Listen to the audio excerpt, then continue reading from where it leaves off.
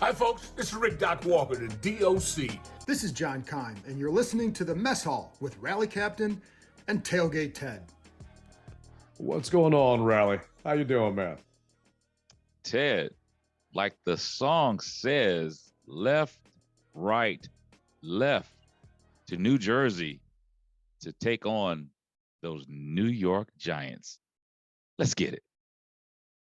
Man, I was walking into Costco today, and I actually had on my DC proper jacket, the same one you're wearing right now. I had to take it off before we started recording this so we didn't look like twins. And I'm walking in. You know how the guy checks your Costco card when you walk through, right? Right. And the guy yells when I'm a couple feet past him, "Go Cowboys." And you know I can't walk away without saying something to him. So we're arguing in Costco right at the front door. And I'm asking the guy, where's he from? And he's saying PG. Said, just because you may have flown on an airplane that stopped in Texas doesn't mean you're a Cowboys fan. Do you even know where it is? And we're just finally, I had to keep quiet and just walk away. But I feel like because we're 7-5 right now and we're doing better, the rivalry is somewhat starting to come back. And it's okay to talk trash to those Bamas, even though they don't even know what Texas looks like on a map. And I cannot wait until week 18 when we actually get to go up against them in our house. Yeah. And I apologize to you, man. I realized last night that week 18 games can get flexed to Saturday. And we won't know until technically January 3rd if our game is going to move to the Saturday or the Sunday. That sucks. Yeah, man, it's frustrating because a couple things going on behind the works with the friends at Woodbridge Collectibles and a couple alumni.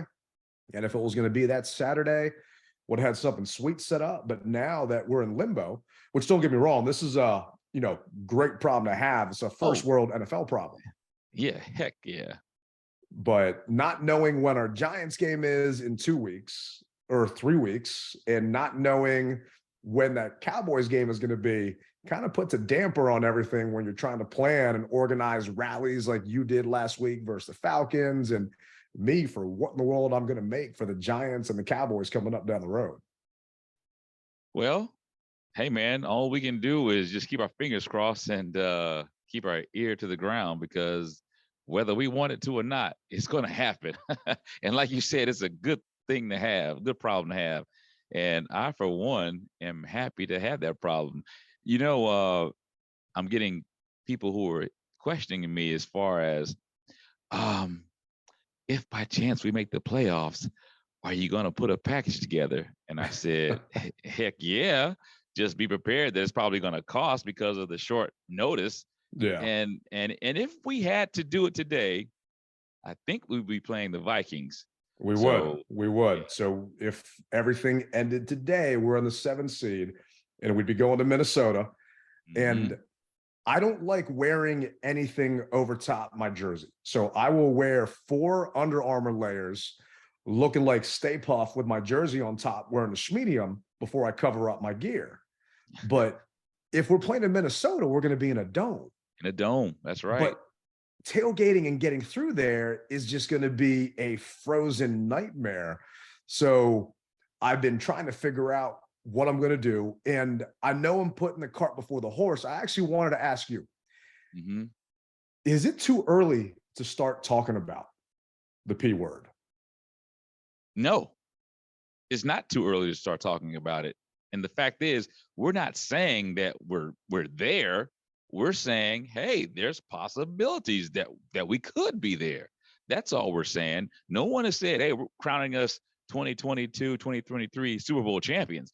No one's saying that at all. We're just saying, wow, when's the last time that we have even been able to remotely talk about it? The possibility. That's what we're talking about, the possibility. So you got to do it. Otherwise, you might as well crawl up under a rock, because the last time that I think we even talked like this was probably 2015, 2016?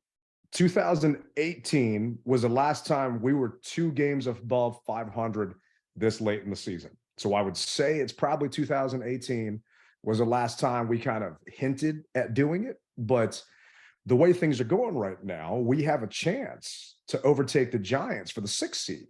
Right. So if we beat the Giants this week, we could take the 6th seed. If we lose versus the Giants, then we're tied for the 7th seed with the Vikings, and we actually lose that tiebreaker because the Vikings are 5-4 in the NFC, and we're 4-5 in the NFC. Mm-hmm. So losing that game against the Vikings earlier this year, being an NFC game, a game that was so winnable, hopefully doesn't come back to bite us in the butt, but we control our own destiny. And that's really all that matters. There you go. These guys know that. And they mentioned it, like every game is a playoff game and a playoff atmosphere. And speaking of which, did you hear what Ryan Clark said about FedEx Field the other day on the NFL or on ESPN talking about us? Are you speaking of the comment of it was like a college atmosphere? Yeah, man. Let me play this for those that have not heard it. You know what normally happens, though, when a team can stop the run, you can normally look at the other side of the football, and they run the football well, right? Because every day you're in practice, and that's what's being preached in the building, though, right? And in training camp, they're saying, hey, look, on offense, we're going to run the football, and we're going to practice that every day. So now defensively, you got to bow your neck every practice because you're taking on double teams, guys getting to the second level, and it's getting physical. Well, what's happened is now that Brian Robinson has kind of emerged, and he's added just a different level of physicality to the run game, it's changed the entire energy of the team. This team now has an identity. They're going to come out, they're going to play tough, physical football on both sides of the line of scrimmage. You got a quarterback who, just going to be honest, sign me up to play any day as a secondary.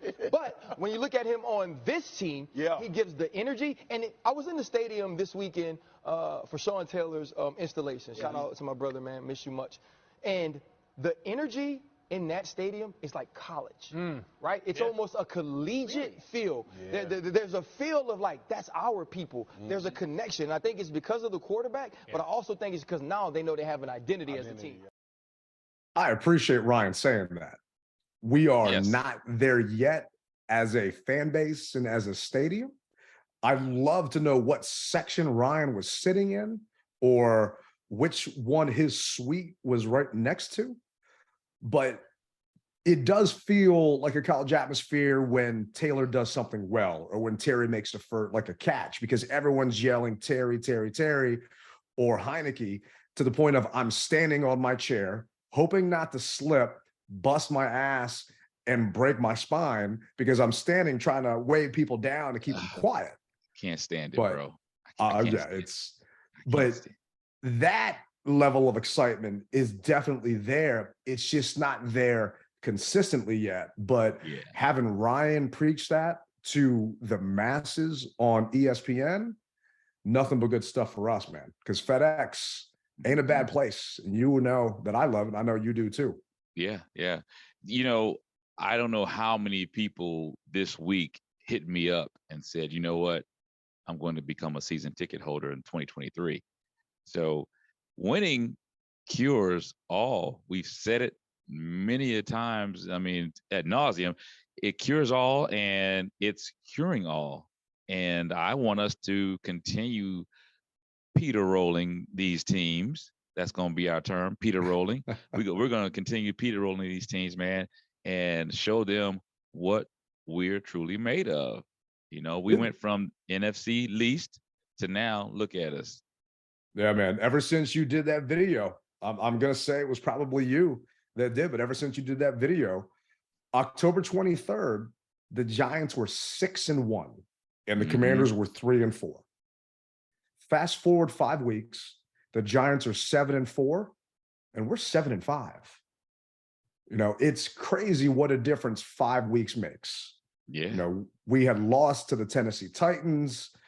I don't even want to go back and listen to what I said, but I know how I felt and what was going on, you know, and this is just a different squad right now, and it's a different team. And a lot of people have been wondering, what is it? What has made that change? Is there any one big thing that you would put it on? Well, Nikki Javala asked Coach Rivera that the other day, what's kind of the biggest catalyst for this change? And this is what Coach had to say. Ron, looking back to the start of the season and looking at where your team is now, what do you think has been like sort of the biggest catalyst for their growth and improvement this season? Well, I think a number of things. Obviously it's probably just a residual of having gone through, being some of these guys being here a couple of years, going through OTA mini camp, training camp, and just kind of it coming together, working with each other, playing with each other, just kind of, the light bulb going off, a number of things like that. And I do think though, and I know it's a little thing, or some people might look at a little thing, or it's an excuse, but it took a little bit for Brian Robinson to come back. We kind of showed our hand during the preseason of what we wanted to do and how we wanted to be on offense, and using that two-back tandem. And I really do think that that being able to commit to the run the way we have has really helped us, and I think that's a real big part of it. So hearing what Coach had to say, I would love to know what Rally thinks is the biggest difference over these past 5 weeks. What I see is guys communicating on and off the field and committing to a true brotherhood with each other. That's what I see. I see that you are truly going to fight for the man next to you, whereas before you may have said it, but this is kind of lip service. But now I see it, that they want to help each and every one on the field succeed as a unit together. I don't necessarily see there any jealousy. Well, you got the ball 3 times and I only got it once. I don't see that. I see everybody playing their part, because at any given time, the ball can and will come to them. So you better be ready. And one of the things that they always say is stay ready so you don't have to get ready. Oh, and yeah. I see the offensive line gelling. Now, they aren't a top tier line like some of the other squads in the NFL, but they work for us. And that's why I always try to get people to understand, you don't have to be like everybody else. Just do what's right for you and your nucleus. And that's what I see as the difference, man. And the defense, we always knew we had a stout defense, but I think we mentioned it last week. Hey, once WJ left, WJ3, once he left, things started to change. Curl being back, Ted, those boys are laying wood. I ain't got to tell you, those boys are laying wood, man. They are. I mean, Defo. Yeah. Oh yeah, they are laying wood, man, and nobody's gonna take us lightly. They're gonna understand what's going on with us, and so that's what I truly see, man. I see that brotherhood finally coming together, and I always told you, I see we have pieces, but will those pieces ever come together? And now the pieces have come together. Yeah. I mean, on paper, all teams look good, but you never know how guys are going to gel, how guys are going to mesh. And obviously, William Jackson III is something that we can all easily point to because he's no longer here and the defense has done well. I think more so than William Jackson being gone, it's Cam Curl getting his legs back and getting in football shape and actually being more comfortable, which has then allowed other guys to be where they're supposed to be. But for me, it's what John Matsko has done with this offensive line. Mm-hmm. I mean, the beginning of the year, we were crushing them, and rightfully so. The O-line was bad, but I feel that was because Trey Turner wasn't truly healthy, and you had guys in that were kind of hiding weaknesses. And next thing you know, we had Nick Martin, who probably should change his last name because he's doing his brother Zach a disservice by using it in its center. I mean, we picked up a guy off the street, but now you got Tyler Larson that's come in, who did very well for us last year after Chase Rouillet went down, and Tyler's doing a good job. I mean, the Falcons had, according to Pro Football Focus, the #1 rush blocking offensive line. And you saw what we did against the run against them. They got their yards, but just because they had that, they weren't an all-around team to win that game. And different facets of us, it reminds me of what Coach Zampese told me at that sit down Q&A. Mhm. You get your 10s to play like 10s. You get your 4s to play like 4s, your 7s to play like 7s. If guys can play within their God-given ability, and the team is doing that all at the same time, then that's all you need.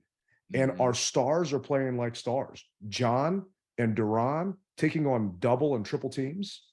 I mean, losing Cole Holcomb could have been just massive, but Jamin Davis stepping up. I mean, I hate to say it, but hats off to coach for getting Jamin that practice at Mike last year, because now he's got that green dot and he's doing well.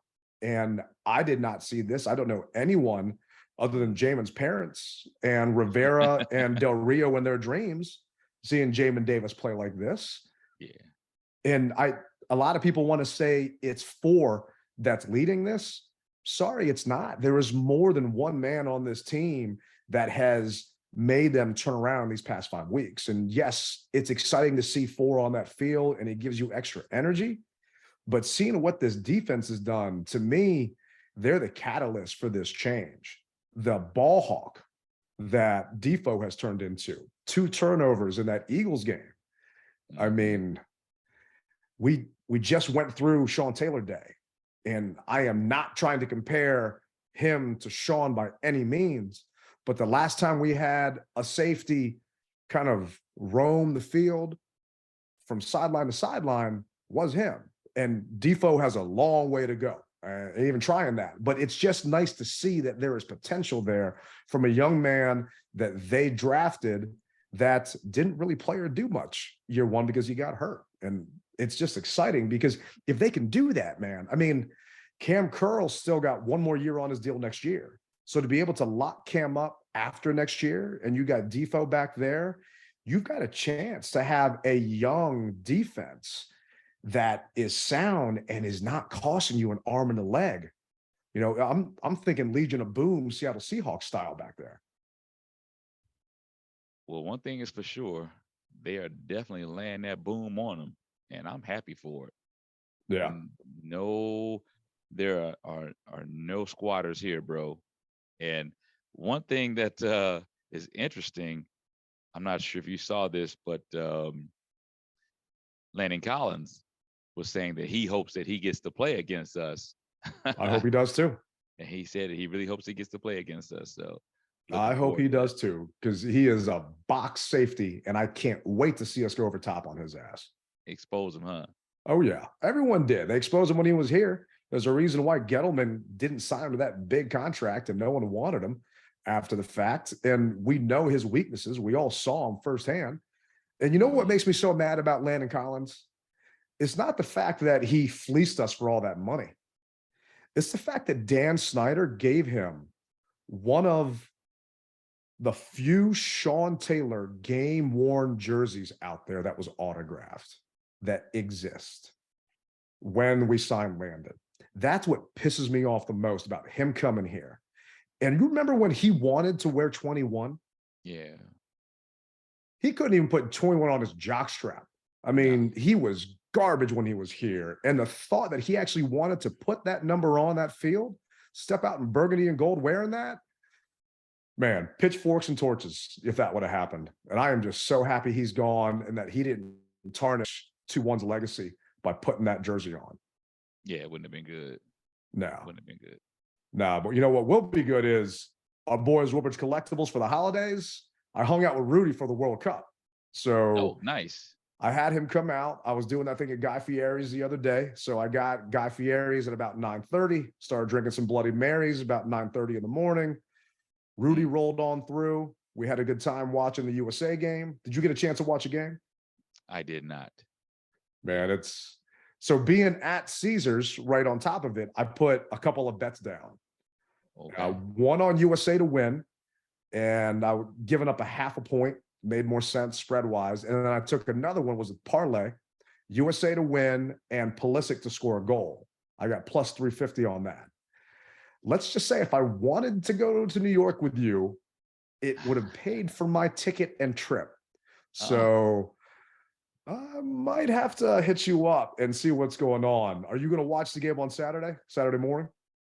Well, it depends on if I decide to drive up Saturday to attend the newly released information about the rally in New York Saturday.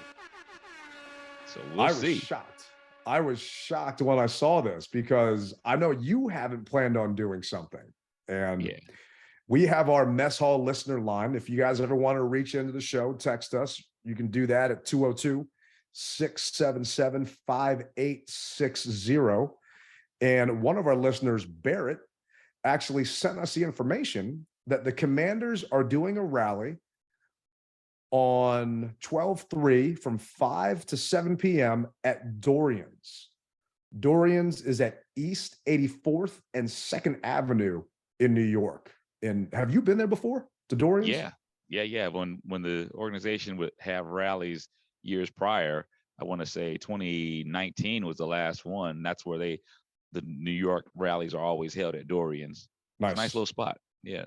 I've never been. I mean, I've been to a bunch of games in New York just because I used to travel up there all the time, but they're doing another one now. And you can meet Washington legends, win giveaways, get hype with fellow fans as the Commanders prepare to take on the New York Giants. So I don't know if they got jealous after seeing what you pulled off in Houston. That's what I'm going to chalk it up to, considering how many hundreds of fans you got together.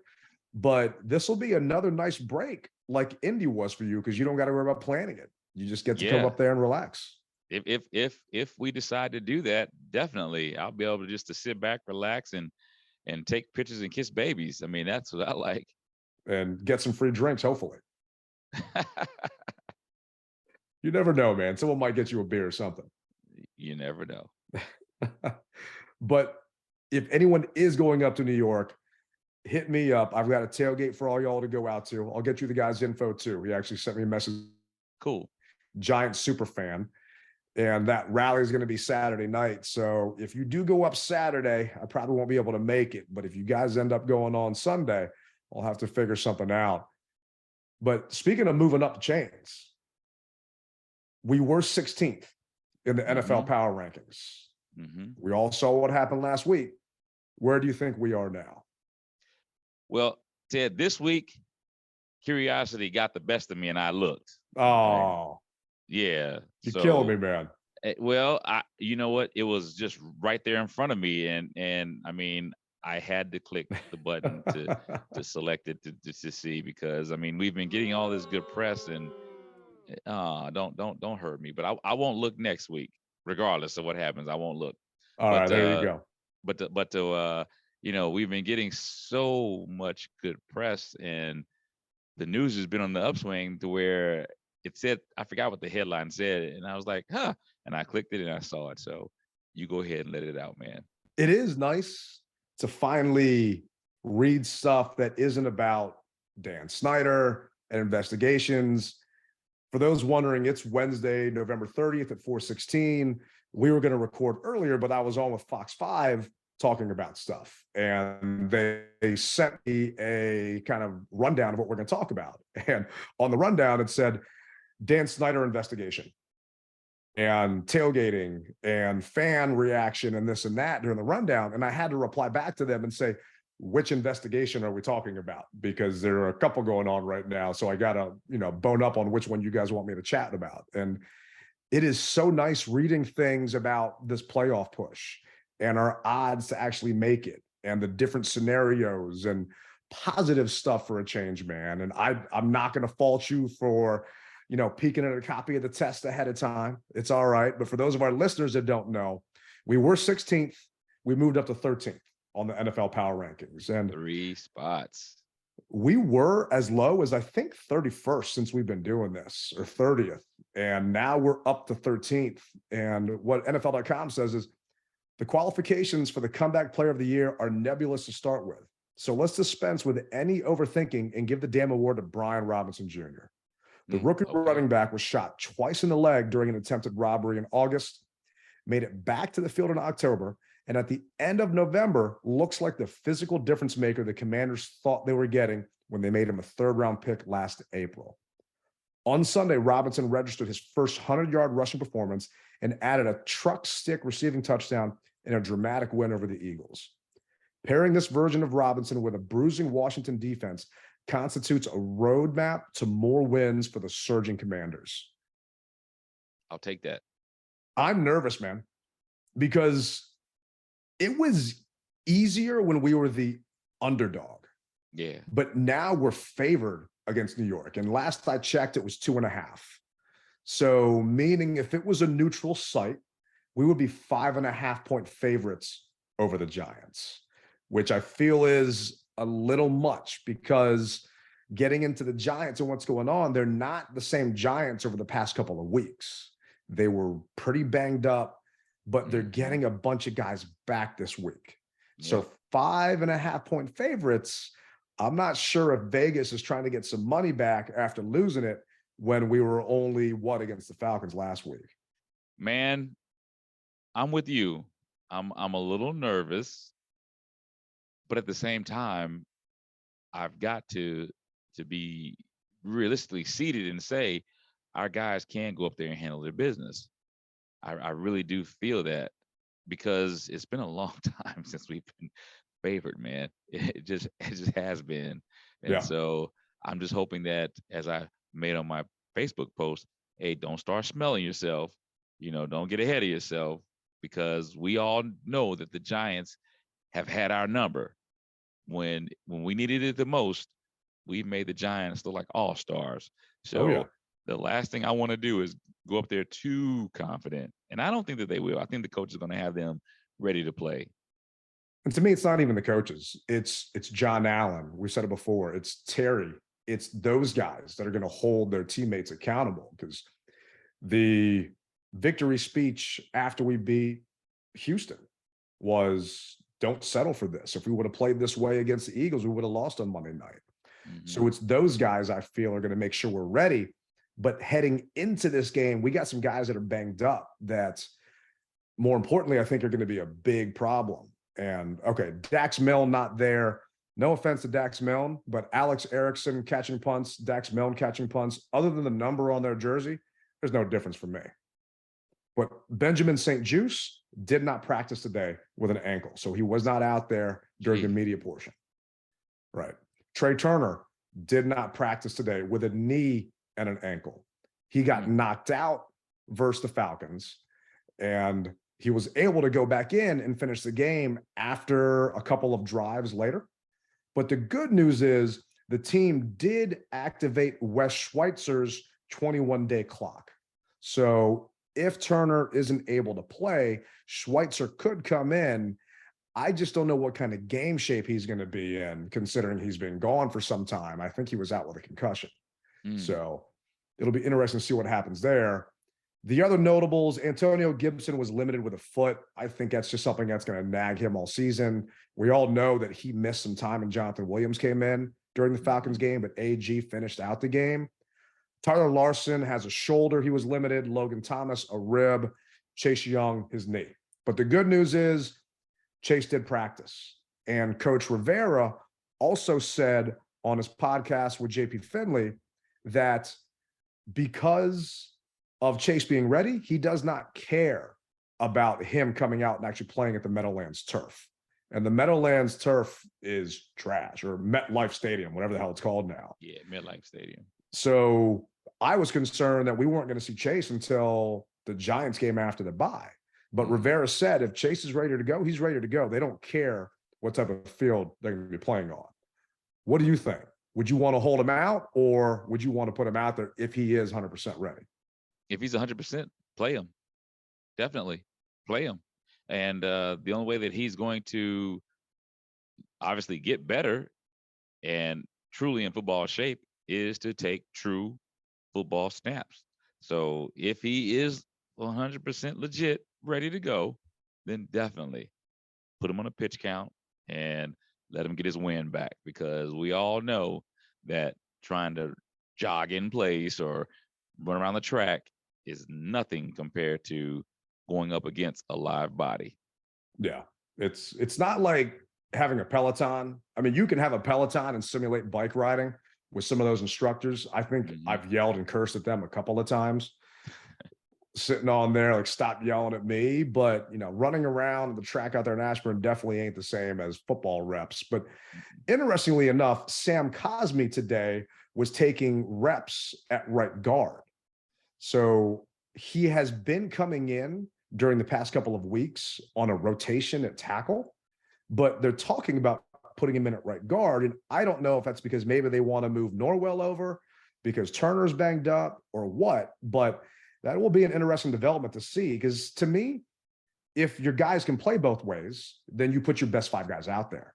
Mhm. And if we have a chance, Cosme's an athlete, to have him on that field with the other best guys, then hey, let's take advantage of it, because we are going to need all the help we can get, because the Giants have a duo up front. Now, they're not Payne and they're not Allen, but their guys, where's their name here? Leonard Williams and Dexter Lawrence are pretty damn good against the run. Yeah. And we've got to worry about those guys up front. So our interior is going to have to be stout, because that interior pressure, I feel, is something that gives Heineke some issues. It's also where you see him kind of overthrowing balls across the middle that end up getting picked. So it'll be interesting to see what we do. But heading into this match versus the Giants, we did sweep them last season. Now, Daniel Jones only played in one of those games, but we did end up sweeping them. So maybe we still got that broom in the closet and we can take it with us up 95. The Giants have lost 3 of their last 4 games. Mm-hmm. They were pretty injured, but they've got a bunch of guys, kind of like we've got Schweitzer ready to come back, that are designated to return. So one of their guards, Ben Bredesen, I'm going to butcher these guys' names, he's ready to come back. Tony Jefferson, ready to come back. And they've got a linebacker, Ojulari, who's ready to come back off IR. And I don't know if any of y'all remember, but he had 8 sacks last year. He was a rookie. He actually did really well for them, and he is set to be ready. On top of that, Daniel Bellinger is one of their tight ends. Very talented. He actually got knocked out in week 7 with a fractured eye socket, but he was limited in practice today, and he is a threat to catch that ball. And what I'm concerned about is these guys are coming back now and starting to get healthier. Now, just like we said, is Wes Schweitzer going to be in football shape? We don't know what kind of shape these guys are going to be in. So are they going to be ready to go up against our boys?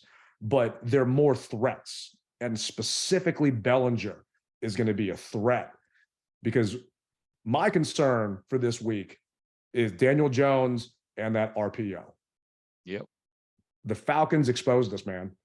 And similar to kind of what we did to the Eagles and what the Texans did to the Eagles by showing that weakness that we just exploited, the Falcons exploited our weakness with Mariota and his run pass options and his quarterback keepers. And Daniel Jones likes to run on us. And that's got me a little bit concerned headed into this week. What about you?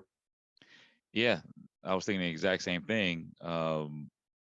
What scares me is the fact that not only can he run the ball, he's got a pretty good arm. Yeah, better on the Mariota. Definitely. And he's a little bit more accurate than Mariota as well. I mean, he's torched us before. So I can't say Mariota's torched us. When we went to Tennessee, I mean, he played and he didn't do too much. We lost that game, but it wasn't because of necessarily him. No. But yeah, this guy, he scares me. And if you remember, once again, on the NFL Fox report, I said the Giants were the team that I was mostly afraid of. I said that. I didn't say the Eagles. I said the Giants. Really? So because of Daniel, or Saquon, Daniel, and other attributes that they have around them. If you go back and listen to that Fox report that I did, I said that. And the Philadelphia guy says, nobody's worried about the Giants. Well, the captain said it. So you heard it here first or second. If they would have asked me the same question, I would have said Dallas. But at that point, I don't think Dak was in. I think Dak might have been out, and it might have been Cooper. That was a quarterback. But to me, I'm more concerned about Dallas because Dak is a better quarterback than Daniel. And because he's got Zeke and Tony, not just Saquon, and because they've got Gallup and CeeDee over there. So to me, Dallas's offense is a little more worrisome, and not to put the cart before the horse, but if we do make it to the playoffs, we're talking maybe an NFC East divisional game that we would have to go into. And which team would you rather play if you're talking an NFC divisional game? The Eagles, the Cowboys, or the Giants? And for me, I would rather play the Giants if it's going to be an NFC East playoff divisional game, just because of we've actually held Saquon in check when we've played him. So I'm hoping we can have that same mentality. It's Daniel Jones that has actually killed us. And last year on the ground, we only played Daniel Jones in September because I guess he was banged up later. He had 95 yards rushing, averaged 10.6 yards per carry, and had a rushing touchdown. And that's really what worries me. And this is actually what John Allen said with the Sports Junkies this Tuesday on 106.7 The Fan. You faced the Giants this week. You faced Daniel Jones a bunch. What do you think of him? I think Daniel Jones is a guy who will hurt you with his legs if you let him. And on top of that, if you get too enamored with his legs, he can take your top off and hit you over the top deep. And on top of that, they got Saquon Barkley. So for me, immediately as a defensive lineman, we got to be able to stop this run with a light box. Give guys in the back end help. Let us do what we do up front and dominate the line of scrimmage. And I think we have a good opportunity to do that. But, they're a really good football team. So we'll see, man. I'm super excited, man. We're getting down to the nitty-gritty, man. These are do-or-die games right now. And this game is do or die for the Giants. They can't afford to lose this game because they've got us, and then they've got the Eagles, and then they've got us again. So you're talking 3 straight NFC East games these guys are playing, and their backs are against the wall. And you know what they say about a wounded animal when his back's against the wall. Oh, yeah. So that's what concerns me going into this game. And I'm more concerned about the Giants running game. Granted, the Falcons had a good run game. The Giants are averaging $151 on the ground. But just like you said a minute ago, it's the fact that Daniel Jones can hit those play action passes. It's the fact that Daniel Jones actually has an arm and can actually throw that ball and make us pay if we try and stack that box against the run. And I'm hoping we have a better game plan because we've got to do something. Now, the good news is the Giants are only averaging 180 yards through the air. So that's not a ton. But if BSJ doesn't play, then I'm worried about Christian Holmes getting torched and having to cover Darius Slay. And that's not exactly a matchup that's favorable for the Commanders. No, it's not. But the rookie held his own last week. And I think that he'll be able to hold his own this week as well. I really do. Will it be difficult for him? Of course it will be. But he's a pro. And he started in college. He went through the ranks being a nobody to somebody to now on the Commanders, a nobody to somebody once again. So I'm not worried about that. I'm worried about Bostic. Bostic did pretty good last week, but I'm really wondering how he's going to be able to handle if they put that receiver or running back in the flat. Is he going to be able to cover him? I'm not. For once you can hear me say I'm not worried about Jamin Davis. Yeah, I am. Jamin has proved himself, and he gets the crown. So it's the other guy, Bostic, the other linebacker, who really has me kind of saying, ooh, because I can see him just getting violated just a little bit. And that's why I'm brought up Bellinger's name earlier, their tight end, because that guy is a major threat in the passing game for the Giants because they don't have a ton of receivers other than Slayton. And if Bellinger does play, and he was limited today, I think that means we're going to have a serious matchup problem on our hands because Bostic played 47 snaps last week versus the Falcons. The good news is the Falcons didn't have Kyle Pitts, but the tight end they did have still had some decent numbers, and that guy is nowhere near Bellinger's status. And what I'm wondering and hoping we do is I would like it if we spied Daniel Jones, because Mariota had 49 yards in the game. They had 100 yards rushing in the first half. We made some adjustments coming into the second half.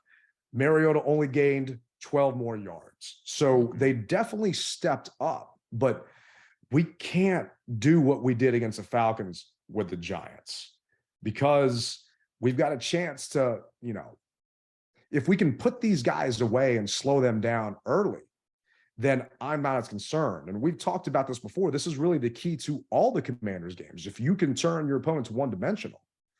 But for these guys, okay, if we slow down Saquon, we've also got to slow Daniel Jones down with his legs too. And I think the only way we do that is if we have Defoe spying Daniel Jones, having him waiting in the wings, up in that box, ready to go. Because if he does need to back off, he can hopefully help out on a tight end. But if he doesn't, then maybe we get a chance to go after Daniel and put his ass in the ground and pull a Ridgeway and suplex him. Well, where would you put Curl? Curl will be back. I mean, to me, Curl is going to be back there helping out Christian Holmes. He's a better cover, you think? Yeah. Okay. He's better cover. Have him go back there and bracket. But to be able to have Defoe up close and somewhat spying Daniel Jones and maybe not tipping his hat, because Bostic is a liability if you're running a sweep, if you're running outside. And I went back and I watched a couple of their games, and they do like to run, and it's a copycat league. The same jet sweep that we run with Curtis Samuel and we did with Terry, they like to do the same thing.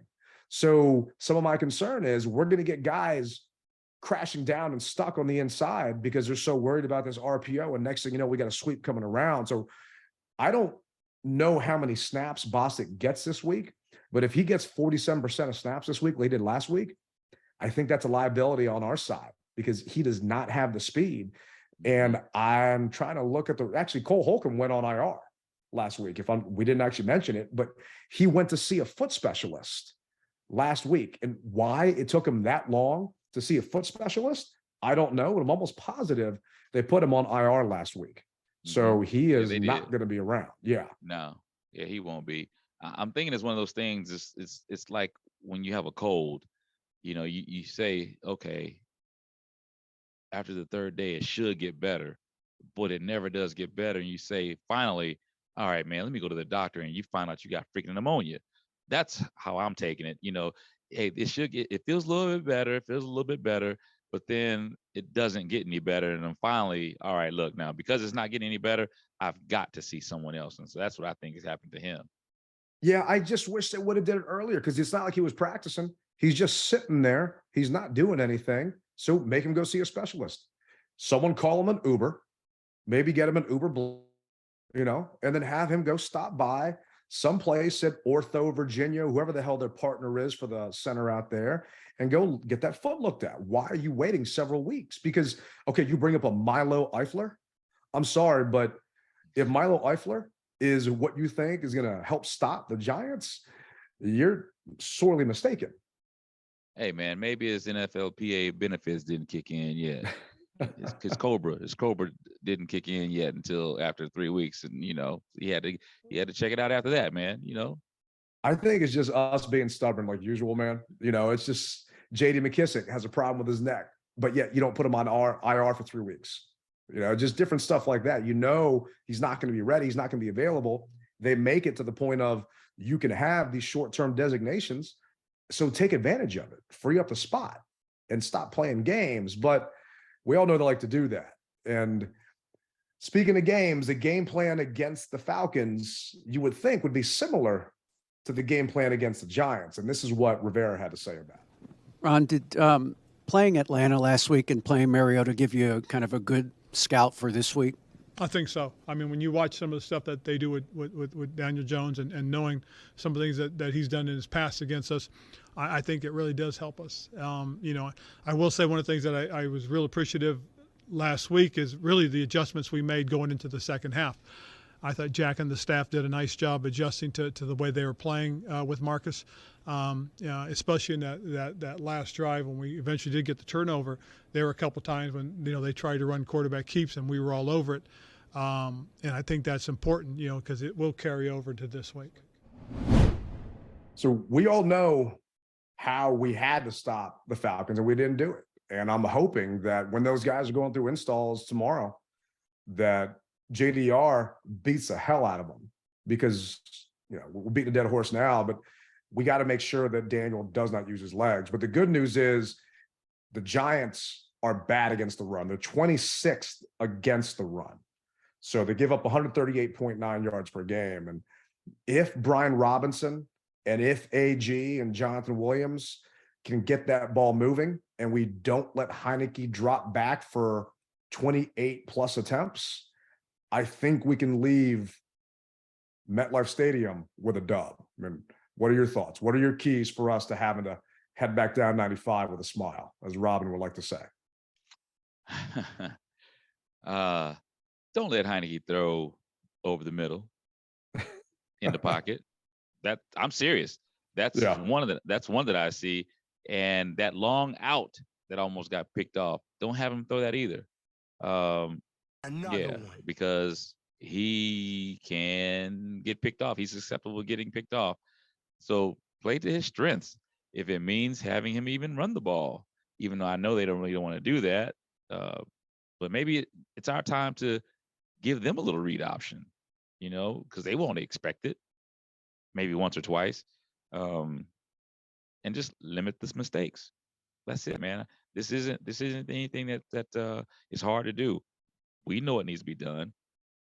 We've been here before, several weeks now. So let's just go out there and produce. And that's the thing. This is a NFC East game. We all know how these go. We see the Giants all the time. And I'm right there with you. There were a couple times against the Falcons where Heineke could have ran for a first down. Yep. Instead, he tried to do like a cute little Brett Favre, throw it up in the air, jump pass, and just different stuff. And he's got 61 yards on the ground this year.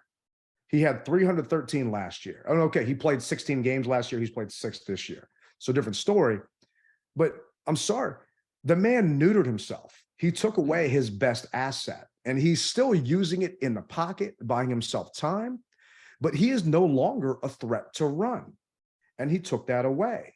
So some of those linebackers that normally would have creeped up, so maybe that over the middle pass would have been open, aren't doing that. And they're dropping back because they know Taylor's refusing to run. Heineke, even though coach said this is his job, Heineke knows he is one hit away from Carson coming back in or Sam Howell coming back in, and he doesn't want to put himself at risk. He can slide better than Bobby Three Sticks. So take advantage of the rules. Better than Bobby Three Sticks. Yeah, man. Take advantage of the rules. Use your legs. Too. Foot first, not head first. Yeah, definitely not head first. That's not a slide. Yeah. But it's just so many times we had a chance to extend some drives. We were 5 for 13, I think, or 5 for something like that last week. If he can start to use his legs and not put it all on Brian and AG to get some of those yards, if we can stay ahead of the chains, 3rd and 5, 3rd and 4, 2nd and 7, we got a chance to grind this thing out and win this game. And if the defense can do what they have been doing and holding opposing teams to just not those big explosive plays, we definitely got a shot at jumping up to the 6th seed. And man, I never saw this coming. 0 chance I gave us to getting back in the hunt. I mean, looking at it now, the Cowboys are 8-3. Giants are 7-4. We're 7-5. We still got Dallas to play at the end of the year. I mean, hey, Ted, we can make it work, right? They need to hit you back up, man. You need to reach out to that Fox producer I got you in touch with and call her back up so they can do a continuation on that story. Because it's unreal what's happening right now. And all I'm trying to do is my mouth, my face hurts from smiling so much. Yeah. Because it's looking great. The future's looking bright for us. And for me, my keys to winning the game are similar to yours, but it's, shutting down Daniel Jones's legs and forcing him to beat you with his arm. and not allowing him to do so. And if we don't have BSJ back there, then it's next man up. Doc Walker likes to say, next man up. I don't give a damn who it is. You're on this team. So it's your turn now. And I've got a feeling this defense is going to be ready because, yeah, they might get Evan Neal back, one of their guards, but sorry, he's not going to be in shape to deal with John and Duran and Montez Bring that heat. or James Smith-Williams. Yeah. So fingers crossed these boys can do it. But who is your Woodbridge Collectibles signature player of the week? Who has got to deliver that moment to make sure we're all smiling like Robin? And did you know she's going to the game? Yes. Yes. So I'm assuming she'll be hitting you up for that rally now. Well, she asked me earlier, was I doing it? And I said no. And I told her my plan, and as I just told everyone else, my plan was to drive up Sunday morning. But now this rally's going on, I'm rethinking some things because I am the rally captain. And so it's not a rally without me, I would think, right? It's definitely not a rally without you. But so I'm going to say our defensive end play, man, not to be able to hit Daniel the way we hit Mariota, hit him. That's the only way that you can stop that read option. You know, you gotta. We need good defensive end play. I think if we can get good defensive end play, we can shut that down and make them do something else. So that's who I think my Woodbridge Collectible players. See, I'm not doing one. I'm players. My end play. That's what I need. All right, so you can't give me a hard time because last week you gave me a hard time for choosing the running game, which did win it for us. You did. So no, and it's tit for tat. See, I learned from you. You know, so that's what I'm saying. Players, our defensive end play to me is going to be key. I'm not, from what I've saw with Duran and the other guy, they were double and triple teaming these guys. I'm not sure if you saw the film, but they were triple teaming these guys, Duran and Allen. So I'm not worried about that. They know how to handle that. It's my defensive ends. Can they keep their head on a swivel and look for that quick little pass? Because there were a couple times when the ball was around them already, and they were still looking in the backfield, and like they got lost in the sauce. So give me some good defensive end play, and I think that we'll be okay. Yeah, I mean Montez Sweat, F.A. Obata, James Smith-Williams, Casey Toohill, and hey Chase if he's out there. And the thing is, they've got to be disciplined. That is the only way you stop an RPO. Being disciplined and taking your man. Your defensive end is assigned to a guy, and either your linebacker or a safety is assigned to a guy. So one guy gets a running back, one guy gets a quarterback. If one guy doesn't take the guy he's assigned to, that's where it breaks down. And that's what happened earlier on in the game against the Falcons. So you're spot on. If those guys can do what they're supposed to do, then we can definitely make it out of there. But for me, it's Defoe. I think he's going to be key. If their tight end is back, then I want Defoe marking that guy. And if he's not back, I want Defoe spying on Daniel Jones. He had 11 tackles last week. He had 8 solo. It's one of his first times without a turnover in a couple of weeks. It'd be nice for Defoe maybe to get one this week, and we shut down that Giants offense because they're not world beaters. These guys, they want someone to put them out of their misery. And that's our job to do this Sunday. Let's go up to New York. Let's whoop on these Giants. Let's head into that bye week, get healthy, and then beat their ass again back at FedEx Field. Oh, that sounds good to me, man. That sounds really good to me. But with that being said, man, I'm ready to go. I'm going to have me a Victory New York strip after the fact. Let's take these Bamas on, and you let me know how that rally goes on Saturday night. Well, speaking of Victory sirloins, so many people now have said, hey, man, I get a Victory steak now. You turned me on to something. And I'm like, really? Wow. Who knew, man? Who knew? But that's something that I've been doing for a long time now after a win, getting a Victory steak. And I started that back in 2013. So just love to do that. And yeah, New York, here we come, batting down the hatches, because the burgundy and gold tide is coming your way. Once again, guys, I want to thank you on behalf of Tailgate Ted and myself. I want to thank you guys for watching, listening, subscribing, liking. Thank you, guys. It really goes a very long way. And at the end of the day, you rep it hard or you don't rep it at all. Rally Captain, Tailgate Ted. We're out.